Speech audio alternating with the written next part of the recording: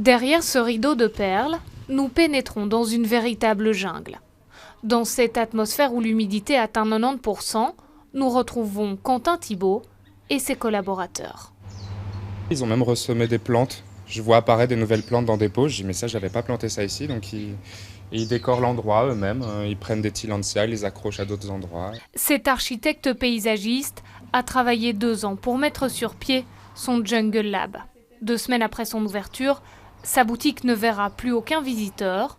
Pendant 3 mois, il a un seul objectif en tête, garder ses 170 variétés de plantes en vie. En général, dans des jardineries, chez des fleuristes, il y a un roulement des plantes. Elles arrivent, elles partent, et là, elles sont restées pendant 2 mois au même endroit, donc j'ai eu pas mal de pertes. Donc j'ai dû m'équiper de LED, d'encore plus de LED pour qu'elles puissent être indépendantes des conditions extérieures. Parallèlement, il a fallu stopper l'hémorragie auprès des banques pour éviter l'asphyxie financière. Aujourd'hui, il faut renaître, une seconde fois, guérir, comme il le fait finalement dans son petit hôpital pour plantes. C'est même des urgences par moment parce que le cas du patient est souvent très avancé, donc ils viennent déposer leurs plantes ici et donc je fais le nécessaire pour les mettre en bonne santé. Des plantes choyées qui ont pris racine aussi chez Stéphie, au point de s'inviter à table dans ce bar de la rue Berckmans à Saint-Gilles. Stéphie qui est donc, comme vous le voyez, un bar à exposition, un bar à plantes et un bar à bons produits. Un bar qui a dû fermer ses portes 3 mois après son ouverture.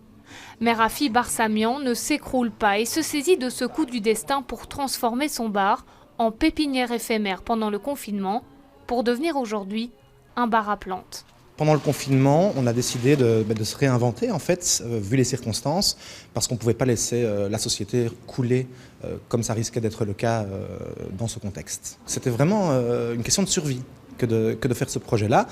Et puis, associé à cet aspect-là, il y avait aussi le côté un peu aventurier, le côté un peu, quelque part, assez beau, du fait de travailler avec des plantes, travailler avec quelque chose de vivant. Rester vivant, debout.